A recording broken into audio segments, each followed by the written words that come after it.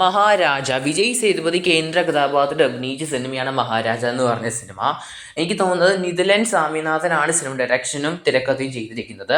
അദ്ദേഹത്തിൻ്റെ direction level അല്ലെങ്കിൽ ആ ഒരു സ്ക്രീൻ പ്രസൻസ് ആണ് സിനിമയിലെ ഏറ്റവും പോസിറ്റീവ് എന്നല്ല, സിനിമ മൊത്തത്തിൽ നമുക്ക് കണ്ടുകൊണ്ടിരിക്കാനുള്ള ഒരു നറേഷൻ വേ ഓഫ് ആണ് അയാളുടെ ഫിലിം മേക്കിംഗ് കിട്ടുമായിട്ട് എനിക്ക് പേഴ്സണലി തോന്നിയിരിക്കുന്ന ഈ സിനിമ കണ്ടപ്പോൾ.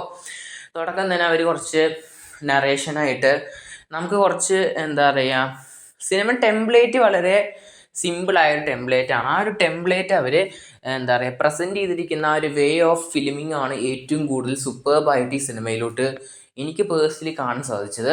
ഈവൻ സിനിമേൻ്റെ ഇൻ്റർവെല്ലിന് ശേഷമാണ് എനിക്ക് കൂടുതലും സിനിമ ഇഷ്ടപ്പെട്ടത്. സെക്കൻഡ് ഹാഫാണ് കൂടുതലും എനിക്ക് വർക്കൗട്ട് ആയത്. ഫസ്റ്റ് ഹാഫ് കുഴപ്പമില്ലാത്ത രീതിയിൽ അവർ പ്രസൻറ്റ് ചെയ്തിട്ടുണ്ടായിരുന്നു. ഈവൻ നമുക്ക് ചെറിയ രീതിയിലൊക്കെ ഒരു മടുപ്പ് അല്ലെങ്കിൽ ചെറിയൊരു ബോറൊക്കെ ചിലപ്പോൾ ഫസ്റ്റ് ഹാഫിൽ ഒരു സ്പേസ് ഒക്കെ ആകുമ്പോൾ എത്തുമായിരിക്കും. കാരണം നമുക്കത് ചിലപ്പോൾ തോന്നും പല പ്രേക്ഷകർക്കും പല പോയിന്റ് ഓഫ് വ്യൂ ആണ്. പക്ഷെ എനിക്ക് ചെറിയ രീതിയിൽ അവിടെ ഇവിടെ ആയിട്ട് ഒരു മടുപ്പ് ചെറിയ രീതിയിൽ അവിടെ ഇട്ടിട്ട് തോന്നി. പിന്നെയും സിനിമ പിടിച്ചിരുത്തിയത് സിനിമയിൽ നമ്മുടെ വിജയ് സേതുപതിയുടെ പെർഫോമൻസ് ലെവലാണ്. അദ്ദേഹം വയലൻസ് ആയ പിന്നെ കിഡുവാണ്. കാരണം നമുക്ക് അദ്ദേഹത്തിനെ കൂടുതലും ഈ ഒരു നെഗറ്റീവ് റോളിൽ കണ്ടുകൊണ്ട് തന്നെ ചില സീൻസ് ഒക്കെ ഉണ്ട് സിനിമയിൽ. അത് കാണുമ്പോൾ എനിക്ക് നമ്മുടെ വിക്രം സിനിമ സന്താനത്തിന് എനിക്ക് ഓർമ്മ വരും. ഒരു സീൻ എങ്ങാണ്ടാണത്. അതേ ഒരു സൂപ്പർബായ ഒരു നെഗറ്റീവ് റോളിൻ്റെ ഒരു ഇമ്പാക്റ്റാണ് എനിക്ക് ചില സ്ഥലത്ത് സിനിമ കണ്ടപ്പോൾ തോന്നിയത്.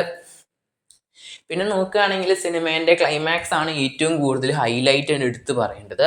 അവസാനത്തെ 2 മണിക്കൂറിന് ശേഷമുള്ള ഒരു 25-20 മിനിറ്റാണ് സിനിമ ബാക്കി എല്ലാ രീതിയിലും കൈയടിക്കാനും അതുപോലെ തന്നെ ഒരു സൂപ്പർബ് എന്ന് പറയുന്ന രീതിയിൽ സിനിമേൻ്റെ പ്രസൻറ്റേഷനും ആ ഒരു പീക്ക് ലെവലിൽ പോയത്.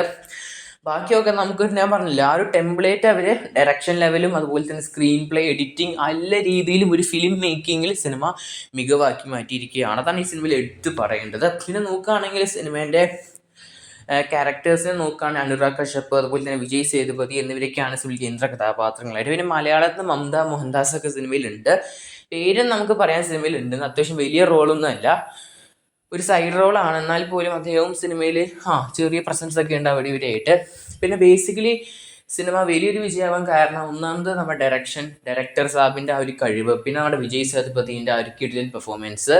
ഒരു നല്ലൊരു സിനിമ തന്നെയാണ്. തിയേറ്ററിൽ പോയി കാണാനുള്ള മുതലൊക്കെ ഉണ്ട്. അത് വെച്ച് പലരും സിനിമ തിയേറ്റർ മസ്റ്റ് എക്സ്പീരിയൻസ് ആണെന്നൊക്കെ പറയുന്നുണ്ട്. ഓക്കെ, സിനിമ നല്ലൊരു സിനിമയാണ്. തിയേറ്ററിൽ പോയി കാണാൻ പറ്റുന്നവർ കണ്ടു നോക്കുക, അല്ലെങ്കിൽ സിനിമ OTT ആയിട്ടും കാത്തിരിക്കുക. എന്തായാലും OTT റിലീസിന് വരുമ്പോൾ നെറ്റ്ഫ്ലിക്സിൽ എന്തായാലും സിനിമ കൂടുതൽ പ്രേക്ഷകരിലോട്ട് എത്താനും നല്ല രീതിയിൽ സിനിമ ഒന്ന് ട്രെൻഡ് ആവാനും നല്ല ചാൻസ് കാണുന്നുണ്ട്. അങ്ങനത്തെ ഒരു കണ്ടന്റാണ് സിനിമ. കണ്ടവർക്ക് അത് കത്തും.